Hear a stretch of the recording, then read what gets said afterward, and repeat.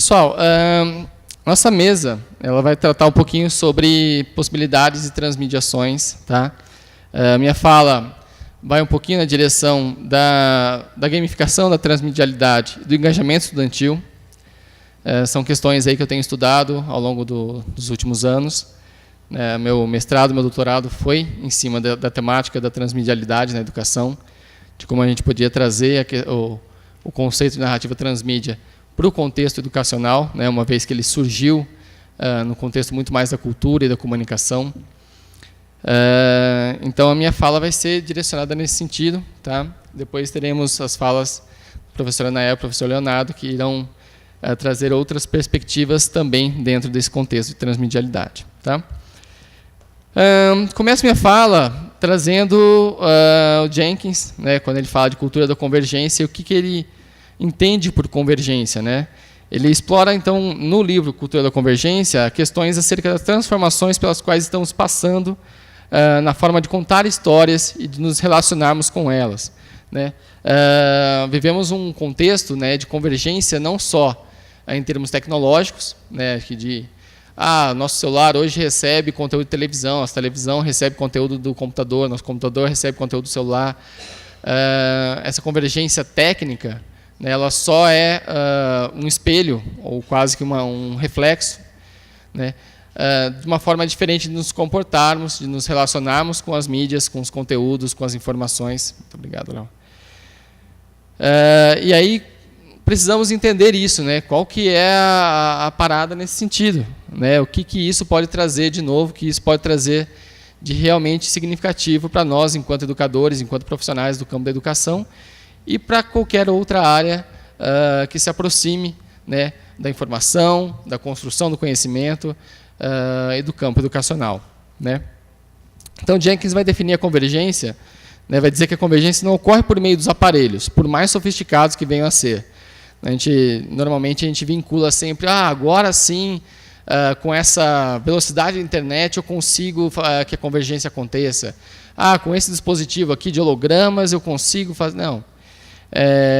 Isso só são ferramentas das quais nós podemos nos apropriar. Ele vai dizer que a convergência ocorre dentro dos cérebros dos consumidores individuais e em suas interações sociais com os outros. Então, nós utilizamos essas ferramentas para transformar o nosso contexto, transformar a nossa comunidade, somos transformados por elas, mas principalmente transformamos cada uma delas naquilo que nós precisamos que elas sejam. Tá?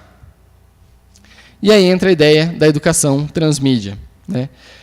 Só para retomar, talvez alguns daqui já tenham acompanhado alguma fala minha, alguma coisa de outros teóricos, outros estudiosos sobre o que é narrativa transmídia. Então, retomando rapidamente. Tá? A ideia da narrativa transmídia não é necessariamente só a de transposição de conteúdos para diferentes suportes ou diferentes linguagens. Isso já existe há muito tempo, então vocês conhecem as franquias aí onde há filmes, sei lá, sobre o Harry Potter. Então, há o filme do Harry Potter, há o livro do Harry Potter, há o jogo do Harry Potter, há o quadrinho do Harry Potter, há o boneco do Harry Potter. Isso não é necessariamente novo. Isso aí nós conhecemos já há muito tempo. A ideia da narrativa transmídia, na verdade, é muito mais do que a transposição de conteúdos para diferentes suportes ou diferentes linguagens, mas sim da complementaridade, ou seja, desses conteúdos todos dialogarem entre si e criarem dentro do contexto geral um universo expandido, um universo que se alimenta das particularidades de cada uma dessas ferramentas, dessas linguagens, para criar algo maior. Então, você não tem um livro que conta a mesma história de um filme, para chegar num público diferente, por exemplo, ou para usar de uma linguagem diferente. Você tem um livro que conta uma história que é paralela ao que acontece no filme, que conta uma história que é pregressa ao que acontece numa série de TV ou numa história em quadrinhos. E tudo isso vai se compondo como um verdadeiro mosaico de conteúdos que vão estruturando um universo multifacetado, de múltiplas abordagens, múltiplas entradas, e, ao mesmo tempo, cada um desses conteúdos é finito em si. Claro que há níveis de relação entre um conteúdo e outro, de dependência de um conteúdo e outro, mas há um ideal ali de cada um desses conteúdos, ele funciona por si só, ainda que dentro do contexto com os outros, ele seja muito maior, ele seja muito mais aprofundado. Tá? Quando eu trago isso para a ideia da educação transmídia, e aqui um texto meu,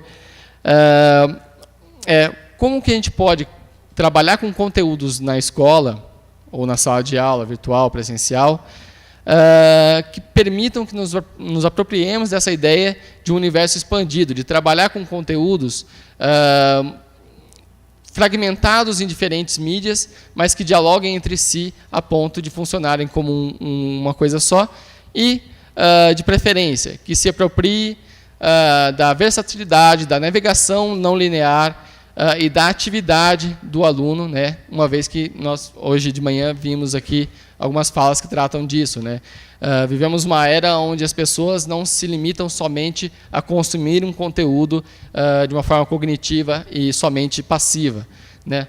Estamos num momento onde as pessoas, de fato, querem se aprofundar, de fato, buscam conhecer mais sobre aquilo, né? E não necessariamente da mesma forma, do mesmo jeito, na mesma sequência. Tá? Então, eu vou dizer que a educação transmídia determina um método de planejamento, criação, aplicação e avaliação de materiais didáticos que se apoderem das especificidades de cada meio, linguagem e suporte para a construção multifacetada e pulverizada de conteúdos educacionais que sejam capazes de não só aproveitar das melhores características de cada um deles, como também estabelecer um todo coeso que seja instigante e crie mecanismos motivacionais de experimentação ativa e de engajamento estudantil na construção individual e coletiva do conhecimento. Né? É uma definição bastante longa, né? Está faltando vírgulas, inclusive. Mas a ideia é exatamente essa, tá? Trabalhar com conteúdos nas mais diferentes linguagens possíveis, né? Se adaptando, claro, ao público, entendendo quem é esse público, quais são as principais mídias que atingem esse nosso público-alvo, que seriam os estudantes, né? E criar mecanismos, né, que façam com que as pessoas se engajem, se motivem e estejam imersas, de fato, no conteúdo, não só para buscar ali a nota, para buscar, olha, preciso decorar alguma coisa para alcançar uma nota, mas porque elas se importam com aquilo de verdade. Tá? Então, eu afirmo que quando o professor planeja uma proposta curricular pautada pela educação transmídia, prevê a criação e ou a seleção de diferentes peças midiáticas que irão compor um conjunto unificado de materiais que darão corpo a esse mundo, prevendo a forma como cada um deles será apresentado e, além disso, os pontos de interação, diálogo e ação efetiva dos alunos que irão influenciar diretamente no resultado final do projeto, criando possibilidades de que o estudante possa ter uma experiência educacional interessante e imersiva. Então, o que eu quero dizer aqui é fundamental que, no momento do planejamento, essa articulação entre conteúdos, essa articulação entre atividades, ela não seja somente algo de um para muitos, né, do professor para muitos, mas sim que preveja essa participação direta de cada um dentro das suas individualidades e dos conjuntos nessa construção colaborativa. Tá? Para ficar mais exemplificado, né, alguém aqui já assistiu Star Wars, talvez, certo? Alguém não assistiu Star Wars ainda na vida? Os filmes? Não, né? Todo mundo já assistiu Star Wars alguma vez na vida. Alguém já assistiu alguma série de Star Wars? Sim? Não? Percebam que Star Wars é um universo que é multifacetado, né? Ele existe dentro de filmes, de séries de TV, de romances, de quadrinhos, de outros conteúdos como games, mas não necessariamente você precisa consumir todos esses conteúdos para você entender aqueles que consumiu. Tá? Então, ninguém aqui precisou assistir a série de TV, né, animada que passa no Disney Channel para entender os filmes, né, principalmente os filmes lá da década de 70, 80 e depois os filmes mais atuais. A ideia da narrativa transmídia é exatamente essa, de você ter conteúdos que funcionem por si só, que alcancem o seu público, que façam com que ele entenda aquele conteúdo e que, ao mesmo tempo, retroalimentem esse público a ponto deles quererem sempre mais, buscarem sempre mais, conhecerem um pouco mais, se aprofundarem um pouco mais naquele conteúdo. Tá? Então, quais são as potencialidades do uso da educação transmídia? Né?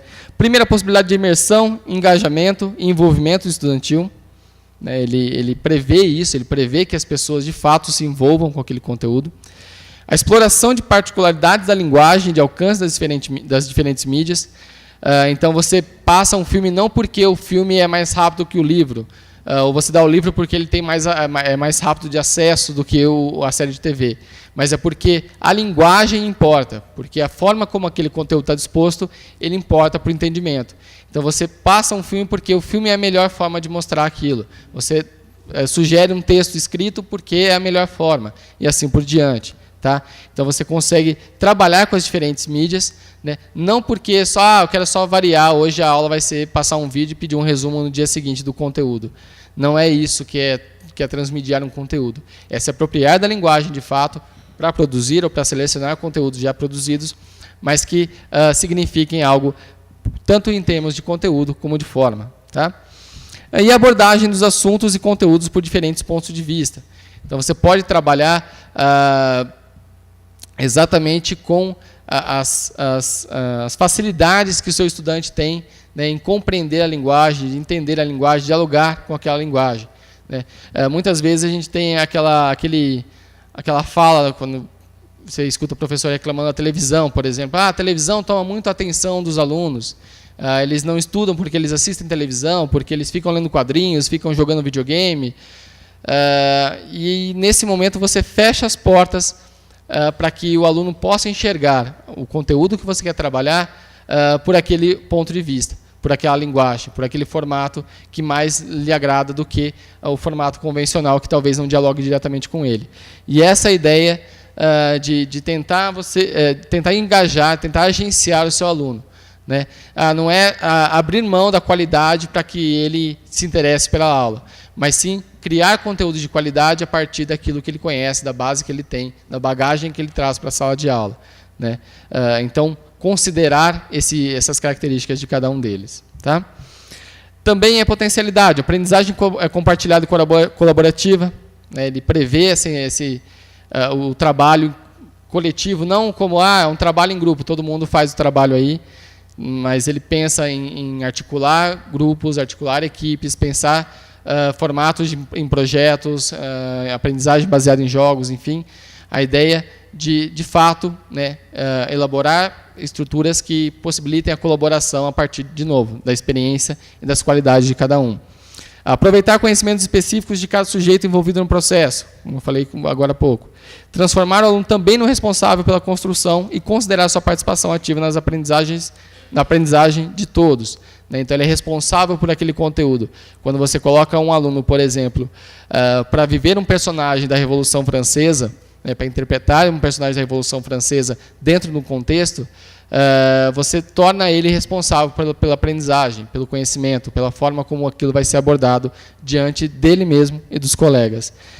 Então, a ideia é empoderar esse aluno, né, uma palavra que está bastante em voga hoje, empoderar esse aluno do próprio conhecimento enquanto um professor mediador.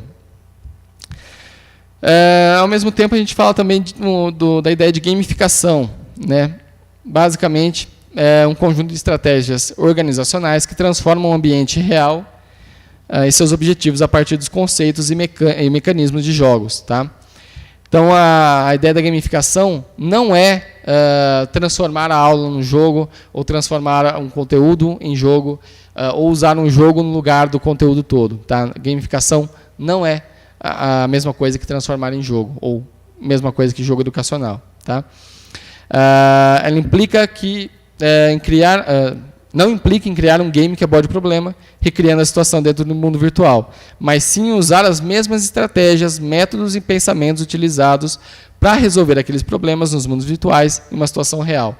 Então, você utiliza das estratégias de jogos, mecânica, narrativa, sistema de recompensas, enfim, uma série de mecanismos dentro dos jogos, né, que existem e que funcionam dentro do contexto dos jogos no mundo real. Tá? Então, você pode usar isso numa rede social, num ambiente de trabalho, ou mesmo na sala de aula. Tá?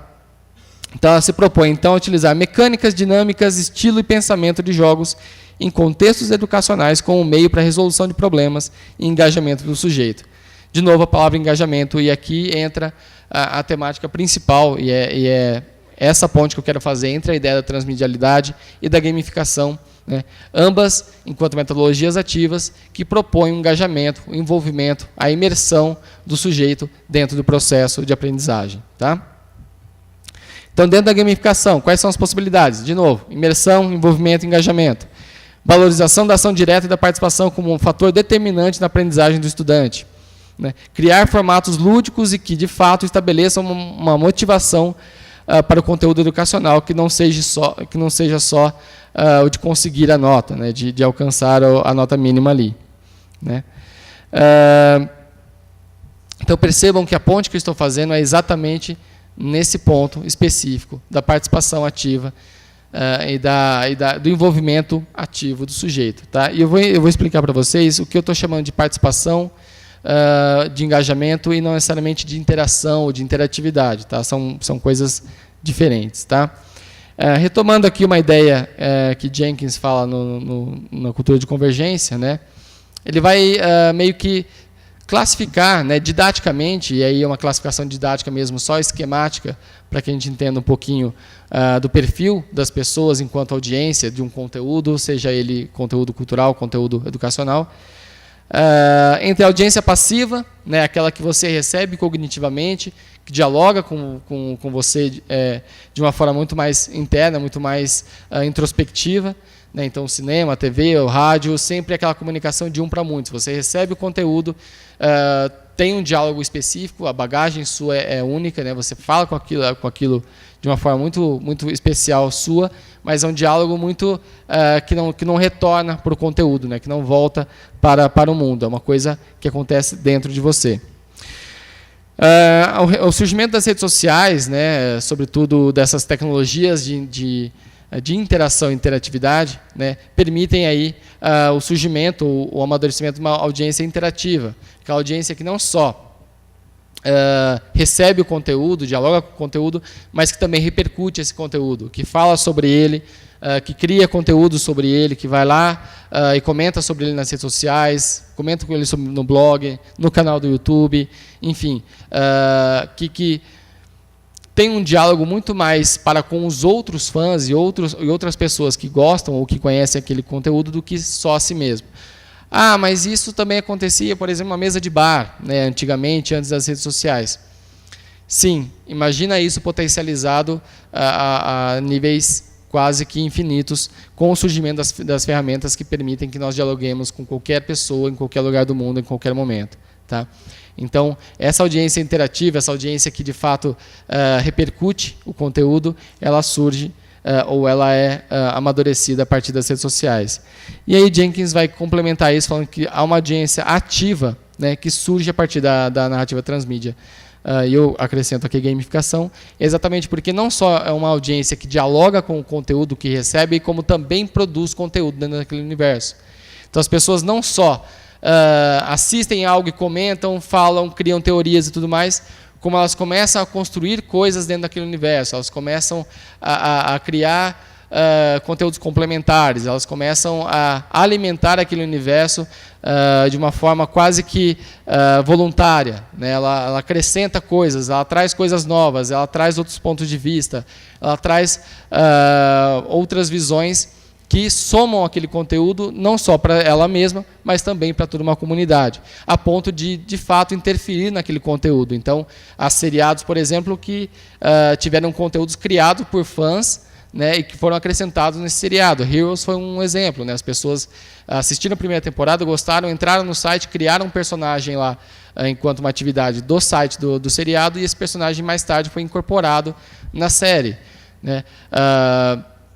Lost é a mesma coisa. Lost tinha a série regular, mas entre temporadas havia um conteúdo ali onde ela tinha que explorar coisas, conhecer coisas novas, descobrir segredos, descobrir mistérios que nunca foram mostrados na série em si, e que, para essas pessoas que foram atrás de criar, de recriar, de reconfigurar, esse conteúdo as alimentou e tornou a experiência ainda mais intensa para elas. Né? E aí nós temos ainda o surgimento do que a gente está chamando de audiência ubíqua, né, que vem ali do conceito da Santaella, né, de ubiquidade do sujeito, né, quando a gente quebra um pouquinho aquele conceito básico de estar num lugar ou no outro, e começa a estar num lugar e no outro, né. Hoje, todos vocês que estão aqui, provavelmente e bem possivelmente estão em outros lugares também. Estão acompanhando a família em casa, estão em reunião de trabalho, estão estudando alguma outra coisa no celular, enfim. Nós estamos o tempo todo em vários lugares ao mesmo tempo, né? Quando começou a internet lá, acho que o Léo lembra tanto quanto eu, a Nayá também, existia aquele momento, agora eu vou parar de viver a minha vida real e vou entrar no mundo virtual, como se isso fosse uma coisa super moderna, né? Então a gente entrava na internet e pronto, estou no meu círculo mágico, estou na minha realidade de segunda ordem aqui. Isso vem muito do conceito de jogo, inclusive, né? O Huizinga vai falar isso também, quando fala de quando você entra no espaço do jogo e quando você sai do espaço do jogo. A ubiquidade, ela quase que quebra com essas barreiras e permite que nós estejamos no mundo virtual e no mundo real. A ponto de a gente não saber mais qual que é qual, né? A gente está no mundo do jogo e no mundo real, então a gente não para mais a vida real para jogar um jogo. A gente pode estar jogando Pokémon GO nesse momento agora, caçando Pikachu no meio desse auditório, né? E se tiver algum, vocês me avisam, porque está faltando isso para mim, não é? Então, a ideia da audiência ubíqua é essa, que está acompanhando o conteúdo que ela gosta, que ela admira, o tempo todo, né? Hoje, com o celular, a gente pode estar discutindo exatamente sobre a ideia do Lost, que eu não tinha pensado ainda. Daqui a pouco eu vou lá e comento, ao mesmo tempo que eu estou ouvindo vocês falarem. Vocês estão ouvindo eu falar aqui. Então, a ubiquidade quebra um pouquinho essas paredes, né, que determinam agora você está nisso e agora você está naquilo. Tá? E aí, para não me estender muito, até porque eu sou anfitrião aqui, eu quero ouvir mais os meus colegas, eu finalizo com uma fala de Bakhtin, um teórico que escreveu isso, sei lá, há quase um século atrás, e para mim talvez esteja mais atual do que nunca. Ele vai dizer que, com efeito, é indispensável que o locutor e o ouvinte pertençam à mesma comunidade linguística, a uma sociedade claramente organizada. E mais, é indispensável que esses dois indivíduos estejam integrados na unicidade da situação social imediata, quer dizer, que tenham uma relação de pessoa para pessoa sobre um terreno bem definido. É apenas sobre esse terreno preciso que a troca linguística se torna possível. Então, não adianta a gente compartilhar o mesmo idioma. Nós falamos português, ou um portunhol, né, Néstor? Como o nosso convidado mexicano aqui, a gente tenta, no portunhol, ali, dialogar. Não adianta a gente partir somente do mesmo idioma, né? Se a gente não partir de uma base linguística como um todo, tá, a gente não consegue criar um diálogo. E essa base linguística engloba idioma, engloba gestual, engloba contexto social, engloba todas as questões que envolvem a comunicação como um todo. Tá? Então, no momento em que a gente se distancia dos nossos alunos, a gente fala, olha, aqui não é lugar de você jogar, aqui não é lugar de você usar celular, aqui não é lugar de você usar meme, aqui não é lugar de você assistir YouTube. Você abre mão da potencialidade dessa base linguística que a pessoa conhece, domina e se afeiçoa para poder dizer alguma coisa para ela. E, ao mesmo tempo, a gente tenta dizer alguma coisa numa base que ela não se sente pertencente e, portanto, aquilo não alcança essa pessoa. Tá? Então, a ideia é essa. Como que nós podemos partir de uma base linguística comum para alcançar nossos objetivos, para dialogar, para alcançar, de fato, aqueles com quem queremos conversar. Está aqui a bibliografia, um pouquinho escondida ali, e agradeço a todos pela presença.